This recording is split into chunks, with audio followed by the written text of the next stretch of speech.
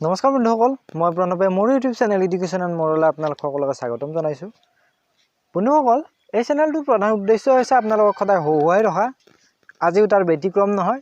আহকচোন তেতিয়াহ'লে অকণো পলম নকৰি আজি ভিডিঅ'টো আৰম্ভ কৰোঁ। আৰু তাৰ আগতে আপোনালোকলৈ এটা অনুৰোধ, মোৰ চেনেলটো যদিহে ছাবস্ক্ৰাইব কৰা নাই তেতিয়াহ'লে ছাবস্ক্ৰাইব কৰি দিয়ক আৰু কাষতে থকা বেল আইকনটো প্ৰেছ কৰি দিয়ক, যাতে মই দিয়া কৌতুকসমূহ সদায় আপোনালোকৰ ওচৰলৈ গৈ পায়।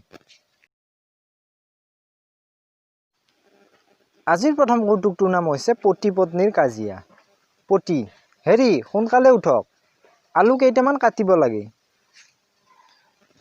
পতিয়ে খঙতে ক'লে, আজি তোমাক ডিভোৰ্চ দিম মই। এতিয়াই উকিলৰ ওচৰলৈ যাওঁ। অলপ পিছত পতিয়ে উকিলৰ ঘৰৰ পৰা আহি আলু কাটি আছে। পত্নী, কি হ'ল, উকিলক লগ নাপালে নেকি? পতি, লগ পালোঁ, তেখেতেও বাচন ধুই আছিল আৰু ঘৈণীয়েকে ওচৰত বহি চাই আছিল।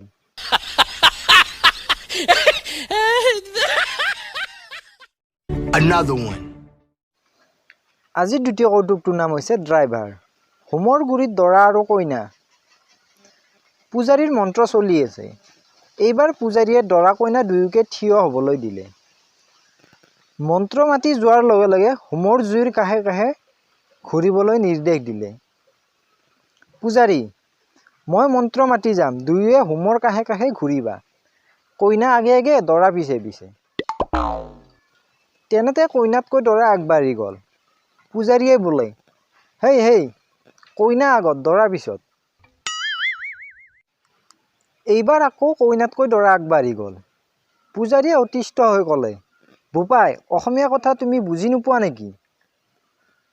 মই অসমীয়াত কৈ আছোঁ, সংস্কৃতত কৈ থকা নাই।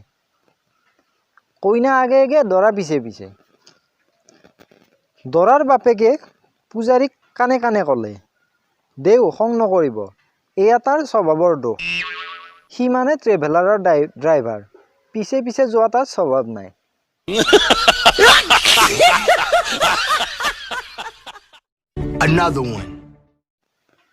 আজিৰ শেষৰ কৌতুকটোৰ নাম হৈছে কুকুৰৰ বুদ্ধি। এবাৰ এটা কুকুৰে হাবিৰে গৈ থাকোঁতে ৰাস্তা হেৰাই গ'ল।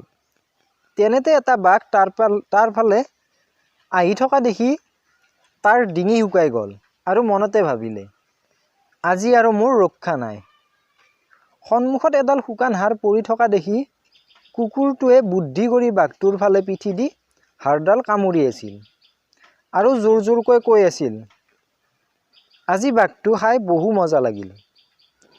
যদি আৰু এটা পাওঁ, পেট ভৰাই খাম। বাঘটোৱেও কথা শুনি ভাবিলে, আজি মোৰ ক্ৰিয়াকৰ্ম হ'ব কিজানি, এতিয়াই পলাওঁ। এইবিলাক ঘটনা এটা বান্দৰে ওচৰৰ পৰা চাই আছিল আৰু বান্দৰটোৱে ভাবিলে, বাঘটোক যদি কথাবোৰ কৈ দিওঁ, সি ভাল পাব আৰু তাৰ লগত ভাল বন্ধুত্ব হ'ব আৰু মই শান্তিৰে থাকিব পাৰিম। এইবুলি বান্দৰটোৱে বাঘটোক ক'বলৈ পিছে পিছে গ'ল আৰু বান্দৰটোৱে এইবিলাক নাটক বুলি কোৱাত বাঘটোৱে বান্দৰটোক পিঠিত উঠাই লৈ কুকুৰটোক এসেকা দিবলৈ আহি আছিল।